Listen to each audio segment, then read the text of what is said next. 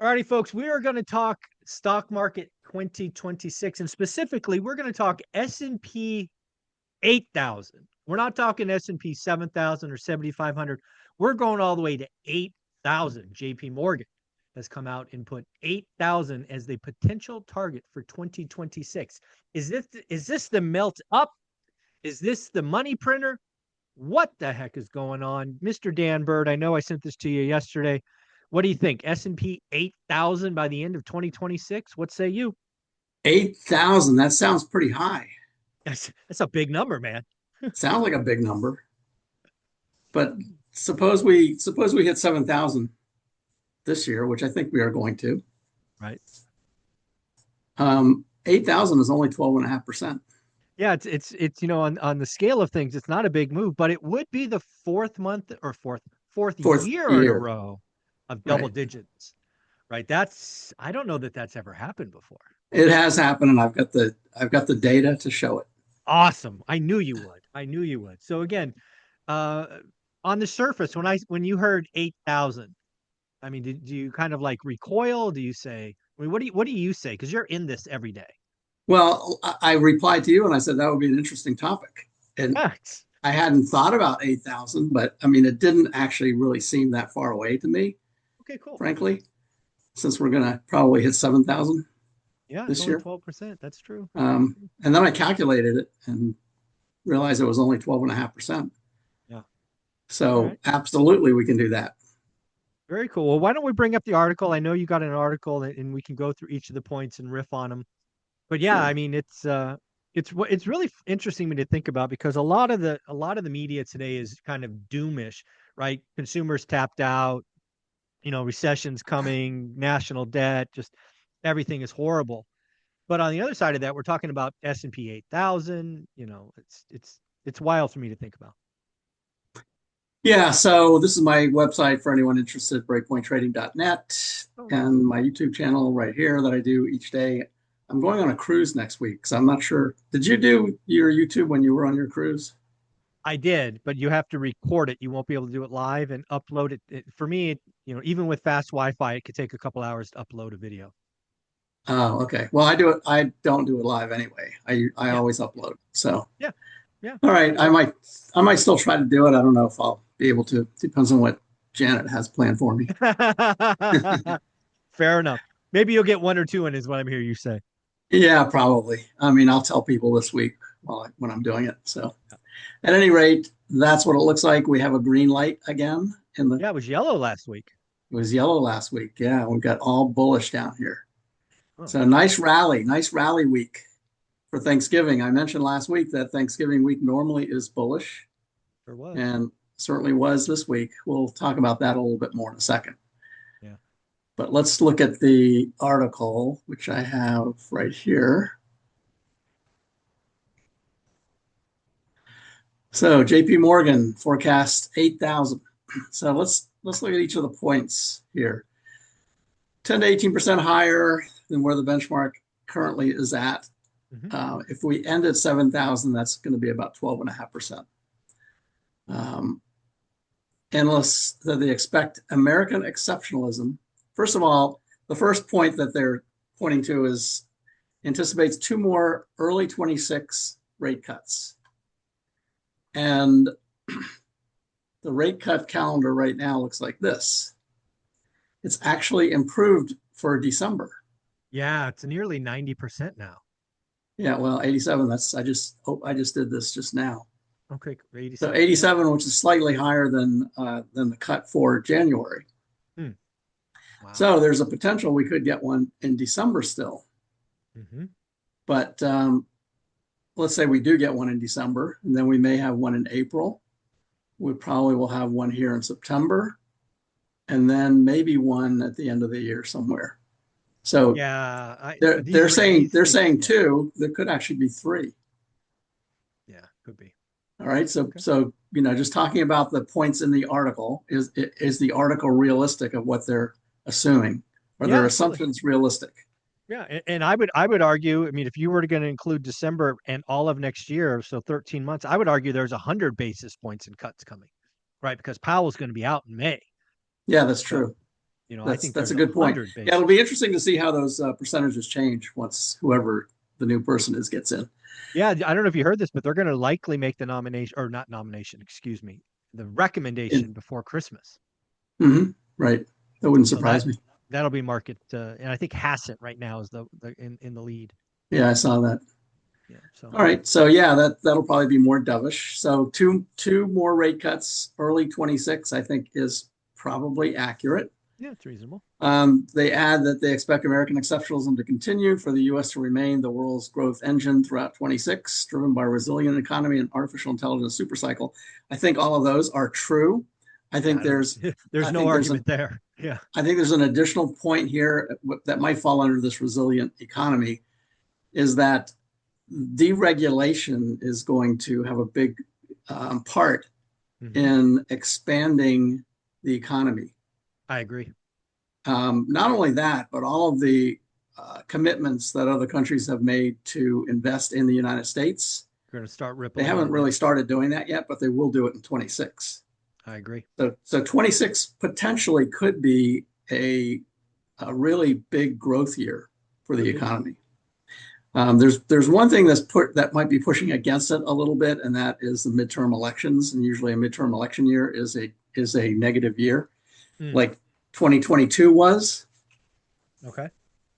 So that's the only historical component that pushes against this theory, and which isn't really talked about in this article. So they can see that rising valuations of AI stocks are an area of risk for the U.S. market heading into the new year. And it's interesting because whenever I see somebody talk about high valuations, I always leave a comment saying that means that these companies are very valuable. Hmm. That doesn't mean they're going to crash. Right. It just means they're valuable, and investors are willing to pay for that value. They're basically paying for future growth. Hmm. Essentially, that's what makes high valuations. You cannot ever use valuations as a market timing tool. That is a really, really bad thing to do. So when people say the valuations are way too high, I think the market's going to crash, I'm getting out, or I'm going short, that's the worst reason. I mean, there might be other reasons, but that's the Hmm. worst reason to use for it. Gotcha. Because high valuations just means that those companies are very valuable and people are willing to pay for that value. Sure. Sure. All right. So the next thing is analysts say that they expect AI capital expenditures to grow 34%. I think that's probably Wow. true. Another 34%. Another Jeez. 34%. AI universe of stocks should broaden out. So there'll be more stocks Mm. in the AI universe. And I think that's true as well. I think that AI story is going to broaden out beyond just technology. Yeah. And it's We'll have already started at more picks and shovels. Yeah. Hmm. not only picks and shovels, but it's already broadening out into healthcare, for instance. Right. And That's the true. AI idea, the AI concept will broaden out into other sectors, Okay. not just technology. It won't just be building data centers. It will be AI being used in other sectors as well. Okay. And healthcare is the most obvious one for that, but industrials, other sectors are going to be the beneficiary of AI. And that's, I think, is probably going to be where a lot of the growth will come in Mm. AI in the next couple of years. I think AI is just in the early stages right now. I don't believe that it's in a bubble per se. I mean, it could be in a bubble, but I think that bubble has a long time to go before it pops. Okay. So again, I think it's a mistake to think that it's a bubble and that you should short the market right now. Oh, We're yeah. still in a secular bull market, and it's very dangerous to try to short for that. So I think this is probably true. So that It's hard to argue. Yeah. narrative will likely play out. Beyond the AI theme, resource stocks such as rare earths and uranium should see continued momentum given expectations of ongoing U.S. China competition. I agree with And that I too. think I think that is absolutely true. So the S&P index is currently 67.65. It's actually 68.50 right now, Hmm. having risen 15% this year. JP Morgan stock has gained 26%. So when this article was written, the S&P was at 67.65. It's currently at 68.50. So it's already gone up 200 points. Mm. Likely will hit 7,000 before the end of the year. Okay. So again, to get to 8,000 is only 12.5%. Hmm. I think it's very doable. So let's look at a couple of things. Well, Um, let's talk about this. Or you, yeah. The other thing when I think about S&P 8,000, I try to think about all the tailwinds, right? You talked about deregulation. I think there's one missing component that we don't talk about enough yet, and that's the consumer. And right. there's in the big beautiful bill, the Q1 tax refunds are going to be record setting. The Yes, estimated tax refund is going to be extra $1,000, right? It's going to go from 3,000 to $4,000 because no tax on tips, no tax on Social Security, all of that stuff. right. And I mean, if you haven't learned anything about the U.S. consumer in the last 5 years, they're going to spend that $1,000, Yes, and absolutely. that's going to be a tailwind. Yeah, and these are the rare earth charts. You see silver on Friday? Oh my God, up like Silver $40. broke out. Yeah, silver exploded. Gold is lagging, actually. Gold did not break out, but it's very close to breaking out. Platinum broke out, lithium's breaking out, uranium is just beginning, copper is lagging, all of them. But all of the metals are really breaking out, which implies, especially with copper and even with these rare earth minerals, implies a strong economy. Well, I'm not sure. I mean, copper, uranium, lithium, sure, but when I think of platinum, silver, and gold, I would challenge that thesis because I think what's going on is we're having more and more people buy them as stores of value Mm-hmm. because they're turning away from government debt. Yeah, that's I So I don't disagree with that. Yeah. so yeah, I get a little nervous when I hear people say, "Oh, the economy is growing." I think it's actually a fear indicator. Well, those three probably is true. Okay, The, cool. the bottom three are more economy related. Oh, absolutely, no question. Yes, absolutely. Yeah. So back to your comment about the biggest refund, Hmm. tax refunds, and consumers spending that money. There's been quite a bit of talk in the last week about getting rid of income tax. So, what are your thoughts about that? Um, well, we got to replace that money with something. So you're going to do a national sales tax, or what are you going to Right. do? Yeah. Right. Right. So, hey, I'm all for it. I don't really, but again, I don't spend money, so fine with me. Put a sales tax on. So that'll be a benefit for you.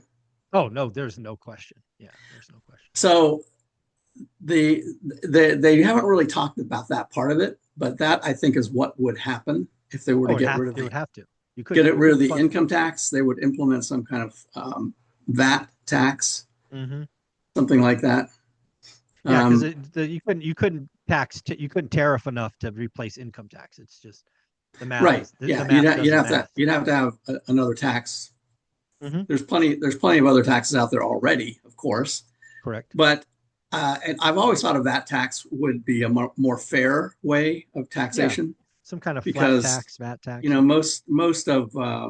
most rich people are rich because of assets, the Correct. value of their assets, right? Yes. Which a lot of times you can hide your asset value in income taxes, Mm-hmm. so you don't pay income taxes on that. Oh yeah. Yeah. But a VAT Borrow. tax means a VAT tax means you're paying taxes on what you consume, Correct. not what you produce. That's the Correct. biggest difference.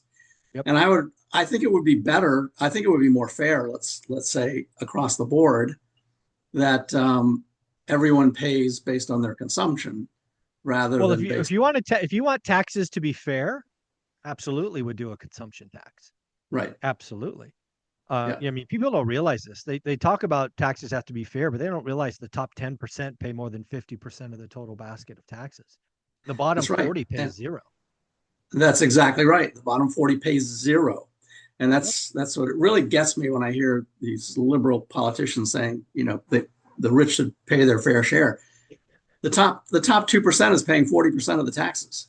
Yeah, they are paying. And the Yes, and the absolutely. bottom 40%, just like you said, are paying zero taxes. Yeah. So I think everyone should pay their fair share, No, a the bottom and consumption the top. tax would do it. That would That's do it. right. A consumption tax would do it exactly. And then if you get rid of income tax, all of those people have more money to spend, including the poor, by the way. If they have a job, Hmm. they would have more money to spend. So there would be more consumption as a result. So you actually might end up generating more revenue by getting You rid could, of yeah, you could getting rid absolutely. of the Yeah, you income would close. tax. You would also close a bunch of loopholes, right? Yeah, Correct. right. Right. So I think that is an interesting idea. I don't know if that could get done in 26, but I think just the idea of it and the growth in the economy, I think is going to help everyone overall. So I think really 26 to me is, and there's a lot of other things, Yeah, I things in the think big 26 beautiful has a lot. bill. It has a lot more tailwinds than I think people are thinking Right. about in Yeah, 26. and those tailwinds are delayed. The tailwinds started in 25, but the results of them are delayed, and you won't really see it until 26. Yeah, the wind has already started, just hasn't reached us yet. Yeah, Right. exactly. Exactly. So absolutely, I think we could have a booming economy Now, in let me ask you this 26. question. I hadn't prepared to this, but I'm just thinking about it. We've obviously been talking for 5+ years, I think. We talk Five a lot years about. 5 years this month. That's crazy. No, That's four. awesome. I'm sorry, 4 years. That's awesome. 2021 is when we started All right, so 4 years. That's awesome. in December. Um, let's talk recession odds, right? You know, I incorrectly called two recessions in the last 3 years. I did not call one in 25 because I'm like, I'm not making that mistake again. Um, but what do you think the odds of a recession in 26 are? If we're both talking about tailwinds picking up, are we saying low probability? What are you thinking? I think it's a low probability. Yeah, Now what's low? Sub 25%? Sub 15? What do you think? sub 15. Okay. Yeah, I don't think it's again, I think there to your point, I think there's a lot more tailwinds in 26. And I think a chance of a recession in the first half are nearly zero, right? Yes. There enough things could break that you could bring a recession in the second half, but yeah, in the first half, I just don't see it. Well, I think what's going to happen is the jobs numbers are not going to look great in the first few months. Okay. A lot of that because of let's call it reverse immigration. Okay. Immigration is really what basically canceled the last potential hmm recession. For sure. Um, and now we have reverse immigration, which is going to show up in the jobs numbers. Now, how would that show up in the jobs number? I'm guessing it's gonna. I think it's gonna actually surprise people because it's gonna hit the participation rate. Right. One of the Yeah, one of the things. that's already happening. Yeah, and again, people don't realize this. We did a video, or at least I did a video. I don't remember who I did it with. It might have been with Taylor, 6 months ago, basically crucifying the participation rate because again, one of the reasons it was so low, the unemployment rate was so low, was the participation rate was falling, and Yeah. that's not necessarily a good thing. Yeah, I Now we mean see the participation rate rising. that's right. The last employment report, which was partial data and it was for hmm September, showed pretty decent job additions, hmm but the unemployment rate rose, and for Yeah, exactly that reason, participation rate because exactly participation rate rose. More people are looking for a job. on a percentage basis, correct, and Right. that's because of the negative migration, right? You're basically Right. reducing the denominator, so the Yeah. numerator makes the percentage get wacky. Right. So, So that's what I mean by the first few months. Let's call it the first four okay. months from now But until again, let's probably. play that out. So if that's true, and I think we both think that happens, those JP Morgan rate cuts, they happen early. They happen Yeah. January. They happen Right. March. That's right. Early. Yeah, because of the jobs numbers won't be great in the beginning, the first part. All right. But So we as get a those tailwinds kick yeah. in and all the investment kicks in, and it's really going to end up being a lot more employment, U.S. employment, Americans Mm. getting jobs. But that's going to happen towards the end of the year. So summarizing that, you see more risk, more turbulence in the first half than the second half. Right. That's Exactly. interesting.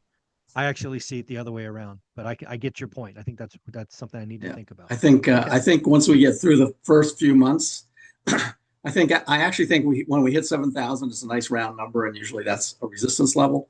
For sure. We're going to probably pull back, hmm and then that might go through January and February, Okay. and then it will start to turn around and take off. And Okay. so all of that hitting 8,000, it probably is going to be from a lower level than 7,000, even Mm. though we might start the year at 7,000, just like we did this year. Mm. I'll show you the chart for this year, but we went down a lot in February this year, February Yeah. and March, Hmm. and came all the way back to 7,000. So Yeah. I think that will be similar to Okay. what happens in 26. Very cool. Let's take a look. All right, so let me show you. This is the last 5 years. You talk about, can we get a more than 10% gains in more than 3 years in a row? Hmm. And I have some other data on this as well, but this is the last 5 years. So 21. Actually, let me show you the other data, so we'll have context with the years themselves. So this is my trusty AI companion that I'm becoming very intimate with. I try to use please and thank you, so hopefully my AI won't kill me someday. That's right. You'll be a friend. Right. So here's the historical streaks of more than 10% gains. So 82 and 83, and then there was a break in 84, and then 85 and 86. So Wow, that's Paul Volcker era. right, that's 5 years, but there was a break in between. Right. And then if we go down here, this is the longest streak right here in 95 to Wow, 99, look at which I that. think is the more comparable period to where we are right now. Well, that's the .com era, right? It's the That's what. dot-com era. It's also near the end of a secular bull market. So Interesting. that secular bull market ended in 2000, started in 82 and ended in 2000. Our current secular bull market is probably going to end around 29 or 30. So this is around the same comparable time frame in a secular bull market. That is Okay, amazing. I mean, look at that. it's Man, 5 years in a row. I remember that era. Man, people think everything goes up, never falls. I remember. Yep. Wow. And I think that's what we're going to have again for the next Mm, at least 26. okay. Here's 3 years in a row. So 12, 13, 14, Oh, coming and off the then bottom. Yeah. right, and then 15, it dropped. And then here's 3 years right here, 2019, 2020, 21. Oh, how soon we forget. And interestingly, even 2020, which was the pandemic year, It had a was big down and then came back. Yeah. more than 10%. And then Yeah. 22 was the cyclical bear market. Right. Okay. So where we are right now, 23, 24, 25, so far as 17, it's actually a little more than that right now. It's Okay. at around, let's call it 18%. Mm, If we go to 7,000, it's probably going to be close to 20%. for sure. Yeah. So that'll be three in a row. But we have had situations of five in a row. Yeah. So Let us we know, folks. Is this 95 to 99? Let us know in the comments below. What do you think? Yes or no? Comments, please. Thank you very much. Go ahead. and do you think we'll have 12.5%? Looking at these numbers right here Yeah. is absolutely doable. Yeah. It's been done before. That's that. It's Yeah. not out of the realm of possibility. So now let's take a look at this current 5 year period right now. This red line is where we are right now. Mhm. This is 22. This is the cyclical bear market. Right. And these are the other three, up in the 25% range. Wow. That's for a full year. So now let's go back to,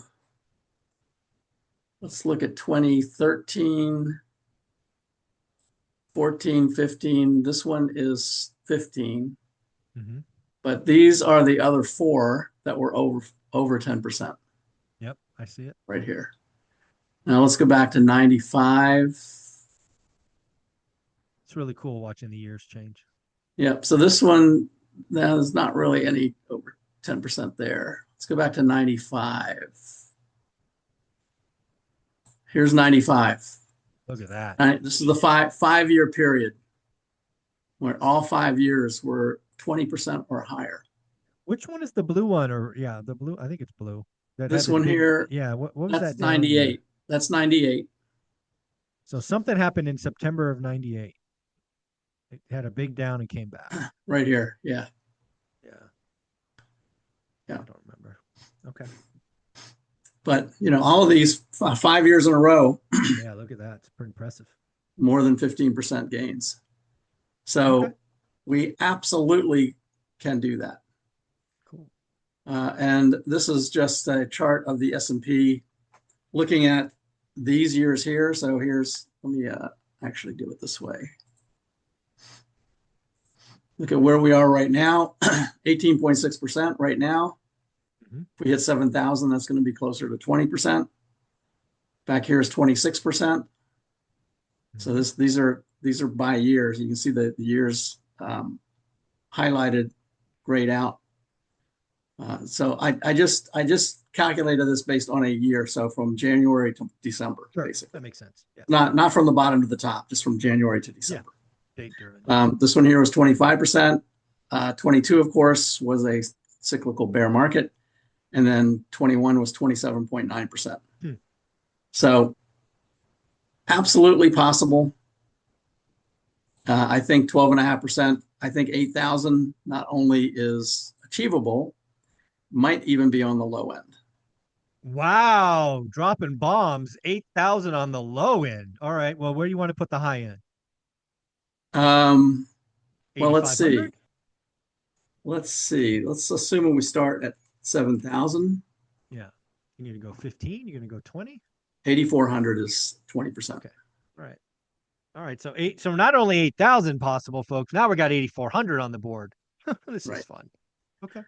But I think based on the data, I Yeah. think it's absolutely reasonable based on where we are in the economic cycle, Very cool. based on a lot of the policies kicking in next year. I think all of this is quite reasonable to expect 8,000. Very cool. Well, folks, let us in the comments know below. Let us know in the comments below. I can speak. If you think 8,000 is possible next year or not. I actually want to flip to closing out 2025. December 1st is tomorrow.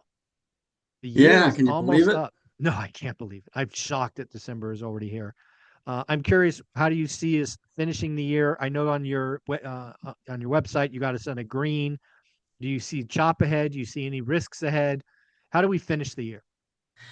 So good question. This is a chart that I showed on one of my YouTube channels the week before last when we were here in this big red bar.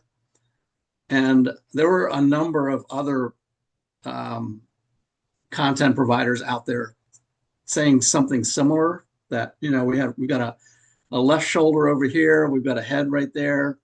We came all the way down here right to the neckline, and then started going back up. So this would have been the Friday before Thanksgiving.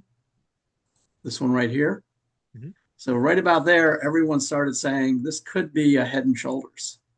Which is a negative or a if a big if, and I pointed this out and highlighted it. If it is a head and shoulders, yes, it is a big negative. And here is the target right down here. Got it. So the target is the distance from the head to the neckline. Neckline is basically where these two lows come in. Makes sense. Yep. Creating a support level. And then the same distance down would have been 6,200. Got it. Okay. All right. That would have been the target if it was a head and shoulders. However, I made it really clear that it is not a head and shoulders. Two things have to happen. Number one, the right shoulder has to be formed, meaning it goes up to the same level as the left shoulder and then gets rejected and starts to go down. That's number one. Number two is it has to break the neckline. It's not a head and shoulders until it breaks that neckline. Got it. Down here. So what happened instead? We didn't even get number one. Not only did we break out, meaning this is no longer a head and shoulders pattern, but we also broke the downtrend line connecting these tops right here. Okay. So this was Thursday and this was Friday, the day after Thanksgiving. Now, Friday was only a half a day, but it was a very strong day. In fact, the whole week. You notice there were 5 white bars all week. You can't go all the way back here, and you might call these 5. Sure. You probably see 5 in here before. It's actually 6 right there before there was a retracement. But it's very rare. There's kind of 5 in through here, and then it went sideways for a while. Very rare to get 5, especially 5 big ones like this in a row. And we've got resistance right here. So going back to what I've always said, Technical analysis is a visual representation of market psychology. If you think of the psychology of what's going on here, everybody down here thought that was the low, started to move up. They didn't trust it because they got burned through this period right here. They waited, and then it got here, and they said, oh, this probably really is going back up. We're going to make a new high. So they all bought right there. Right. And then it declined, went down for a whole week. Big, huge red bar right here, which is coincidentally NVIDIA's earnings. Created that one right there. And all of these people now are saying, I just want to break even. This market just keeps killing me. I bought up here and it went down. I bought up here and it went down. I just want to get back to break even and I'm out. And that's likely what's going to happen probably as soon as Monday. So we may get a rally on Monday morning, right up to this level where everyone wants to break even.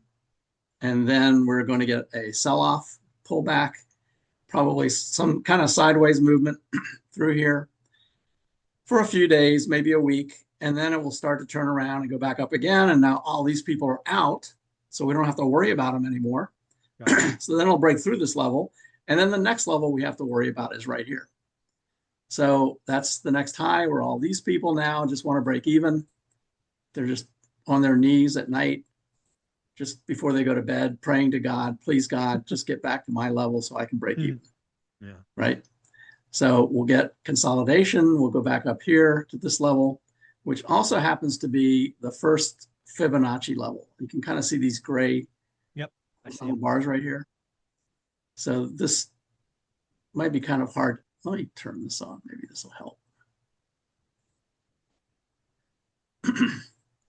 All right. So you see that? Yep. That solid one right here. Mm-hmm.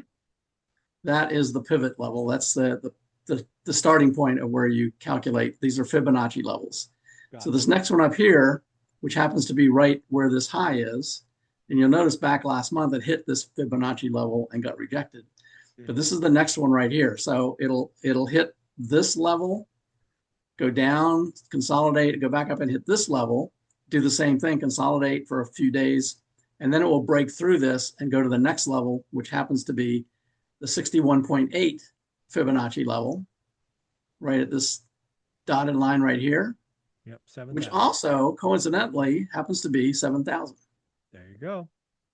Have we hit 7,000 this year? I don't know. We have not. We hit 6,900 right here. Okay, got it.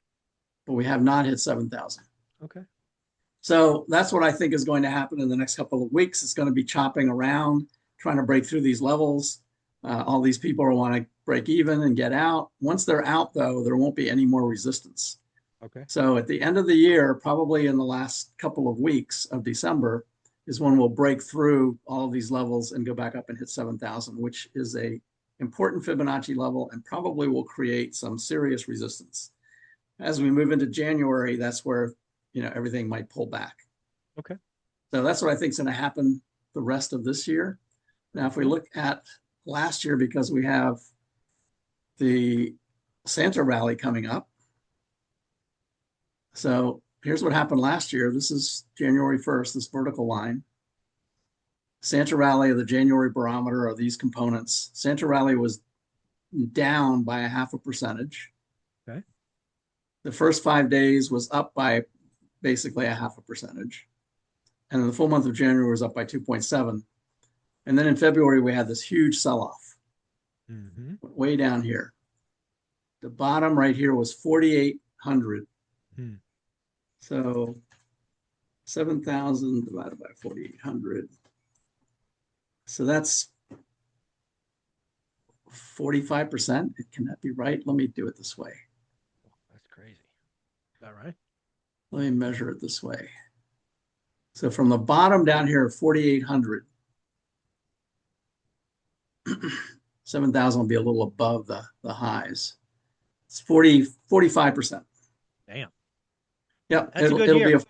It will be a 45% gain from the bottom, not from January. Yeah, correct. Right. Usually you calculate the year from January, Sure. But we had a huge sell-off. So when we're sitting down here after the sell-off at 4,800, Do you think anyone would have believed we'd be at 7,000 by the end of the year? No, No, nobody, no nobody way. would believe that. No. So I don't think it's unreasonable at all to think we'll be at 8,000. Now, we're not going to go straight to 8,000. Correct. We're going to have something similar, probably similar to this, Hmm. and maybe even close to the same time frame, Hmm. or somewhere in January, late January, we'll have a sell-off. We're still going to probably have some bad jobs numbers coming in. We're Right. going to probably have some CPI numbers that aren't great. Right. So this could all cause a sell-off right here in the first quarter, and then we'll turn around. The rest of the year will be like just like we did this year in Okay. 26. Well, I like that call. I like it. And again, we'll be showing up every week and or at least most weeks, and we'll always be honest and see where we're at. So I like it. Yeah, and the really important thing to understand for investors out there, or traders, or whatever you think you are, is don't listen to opinions, including JP Morgan, the JP Morgan article, Mm-hmm. although they did explain why they thought we would do that. I just showed the data of why it is reasonable for us to hit 8,000. They were talking about some fundamental components of why we should go higher, but in your in your investing, don't take opinions as a reason to invest. Do Right. it with data. It does not matter what the news is saying, what's happening in the world. None of those things matter. The only thing that matters is the price. What is the price doing? So that's what I do with this market timing strategy. Every day I update this, and Mm-hmm. and I got this from Turner Capital. I think we've talked about that before. I saw this at the Money Show, and they had a chart behind his desk, Mm-hmm. and I said, "Oh, what's that chart? It looks like what's it? What is that?" He goes, "I can't tell you. It's proprietary." Mm-hmm. And I said, "Oh, it looks like a MACD." And he goes, "Yeah, it is." I said, "Well, what are those lines on there?" He goes, "I can't tell you. That's proprietary." I said, "Well, it looks like moving average lines." He goes, "Yeah, it is." So I reverse engineered his I, process, I love and that. he requires $1 million, and then he will manage your money this way using Nice. these rules. So I reverse engineered it and created basically a similar process to what he was doing. Hmm. And now I update that, and it's basically the weekly chart. So this is meant for people that want to stay in for a longer period of time and are willing to get a little bit of a drawdown for a longer Sure. term payoff, Yep. hopefully a year or more, so you can get long term capital gains on it. So it's a Mm-hmm. good strategy for 401k money, that type of thing. So every day I update this. It's since May the 5th. It is now up 21% Hmm. since May the 5th.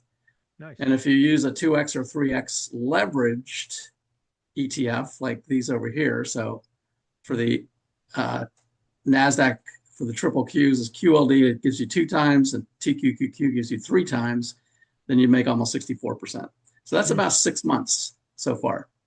That's Okay. a pretty good return. Yeah, no doubt. And I track all of these using this weekly chart right here, and I include Turner Capital's entries and exits as well, Hmm. just to see how I'm matching up with their how well I've reverse engineered their process, basically. Cool. So what you'll see here is this green arrow down here was my entry. That's May the 5th. It happened to coincide with their entry as well, Hmm. same day. As this went up, they exited right here. I did not. And they re-entered right here, Hmm. but I stayed in for the whole period. Right. They exited right here 2 weeks ago, but I did not.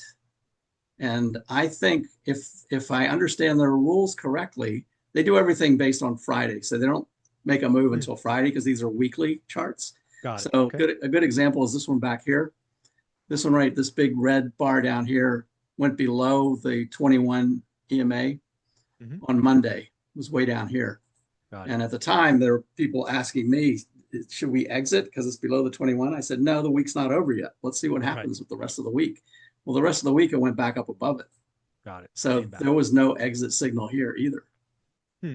All right. So same thing over here. So if I understand their process correctly, and they send a newsletter out every Monday, so I'm expecting them to see on Monday that they re-entered back Hmm. into the market on Okay. Friday, but mine never exited. Got it. So it keeps you in. So the point that I'm making here is forget the news, forget the opinions of everybody out there on the internet, including me. Hmm. Forget all of that. Just look at the data. Just Right. just make your decisions based on what the data is telling you, and don't get scared out just because we have 2 weeks of a downtrend. As long as your rules are still solid, then you can stay in for the long term. I And that's like the it. whole idea behind I this. like it. Well, let's look at two more things before we wrap up. I'd love to look at Bitcoin. We add that once in a while, and then why not silver since it had a monster breakout?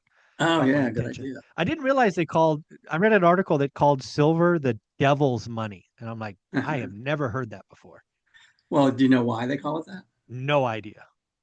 Because Judas, when he turned in Jesus to be Mhm. crucified, was paid in 30 pieces of silver. Oh, see, I didn't. I don't know that story. Okay, all right, That's why it's the devil's money. got it. Here's silver. Had no idea. This is the silver ETF. There's the breakout right Look at there. that. That is crazy. That is Yeah, wild. it is. And And that was on a Friday after Thanksgiving. That's this was, crazy. and that's a half a day too. That's a half day. That's something I don't.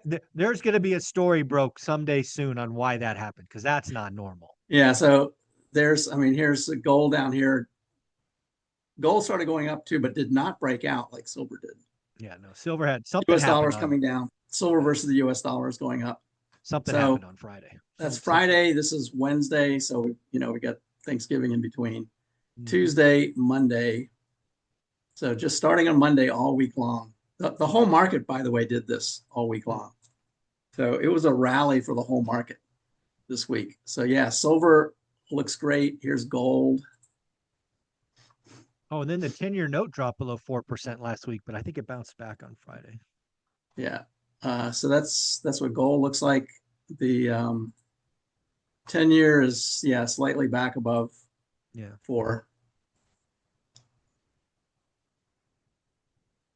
But the 10-year, just basically in this range, sideways range, yeah. which I talked about with you. This is a weekly chart, so this goes all the way back to middle of 23. Mm-hmm. And I talked about this a couple of times. I said I think the 10-year is just going to trade sideways between 4 or a little below 4 and 5, and that's basically what it's doing. Just you can just Yeah. put a box around. I would argue there's a little tilt to that chart the last year or so. Looks like it's going down to me. Yeah, I think it's going to go down. It's sitting in a critical point right at the 200-day right now. So Yeah. it very likely will go down, I think. Yeah, I mean, we got a And couple more Fed rate cuts coming. Yeah, yeah, and if it goes down, it's going to be a good thing. So I here's agree. the liquidity chart.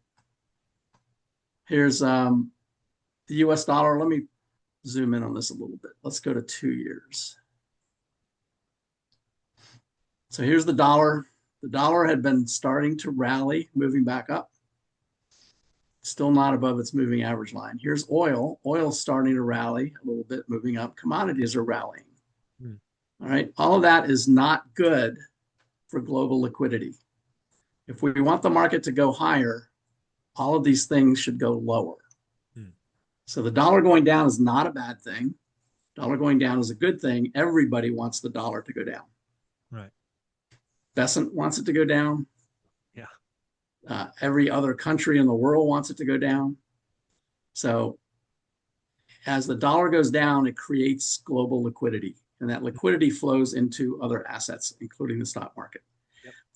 Same thing with oil. Oil is, used in all countries for energy, Everything. Yeah, everything. and when energy is cheaper, then everything goes down. Which, by the way, is another reason why we've got a tailwind for 26.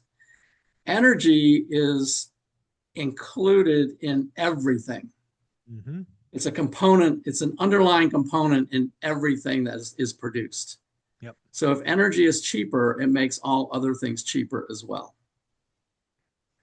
So as we continue to drill and create more oil and become a bigger supplier of oil in the U.S., which we are now, Mm-hmm. then that just lowers the inflation, lowers inflation on goods. Agreed. So energy is a really important component of lowering inflation. And then the 10-year yield you can see is a trend lower Mm-hmm. right here. And money supply, of course, this blue line is the 12-month money supply, Hmm. just continuing to go higher. Crazy. The 1 month jumps around a little bit back and forth, but the long-term trend of money supply is higher. So all of these are components of global liquidity, and that's what will drive the market. Essentially, liquidity is what drives the market, including Bitcoin. Hmm. So back to your question about what does Bitcoin look like? I looked at it earlier and it was actually up today since it trades 24/7. Mm-hmm. It's an indicator. It's not really doing too much today. Let me look at it a little differently over here. So up slightly down here. So there's the big, huge sell-off in Yep. Bitcoin. Clearly off the bottom though. Yeah, it came down here to 80,000 and now it's moving back up again. Okay. But slowly. It's not a very convincing rally. No. But if we get more global liquidity back into the market, and especially with rate cuts, will help Mm-hmm. global liquidity as well, then that will flow into Bitcoin eventually. I agree. So Yep. Bitcoin right now, it really needs to prove itself. It's sitting right below the 21 EMA, so it's got a lot of work to do to Mm-hmm. convince me at least that it's back on a bullish rally. It's trying to get there, but it's All right. not quite there yet. I don't Very think. cool. All right. Well, it's Um, my always fun. by, Go ahead. by the way, MicroStrategy. Let's look at that. Oh, yeah. MicroStrategy is, Wow, that chart does not look good. no, that does not look good. That's That is an ugly chart. here's a 1 year period. Here's a weekly chart. This is Hmm. all red bars right here. It is the relative strength is oversold right now. So this is the point where it should rally Hmm. right from there. So we'll see. It's going to be really interesting to watch MicroStrategy if Yeah. Bitcoin does continue to go down Hmm. and MicroStrategy implodes. Yeah. That'll They be might actually be forced to sell their Bitcoin, and that's going to um, oh, create that'll a roil ripple. the market. Oh That'll yeah. create a ripple effect for Bitcoin. I'm not so sure that Bitcoin is going to affect the economy or the rest of the market, but it certainly will affect um, investors who are leveraged in Oh yeah, Bitcoin. for sure. Yeah, absolutely. Well, again, I love this conversation. S&P 8,000. Now we're going to call it 8,084 Do me a favor, show the website one more time. Sure. Right there, breakpointtrading.net. Stock Charts has a 50% off sale if anybody is interested. All the charts that you see that I use are Stock charts. There you go. So I actually put their sale um, stuff right here on my website. Nice. So if you want to sign up for Stock Charts, you get 50% off till tomorrow, 12/1. I can't believe it. December's And my coming. newsletter is right here. Newsletter comes out over the weekend. I always like to include some cartoons.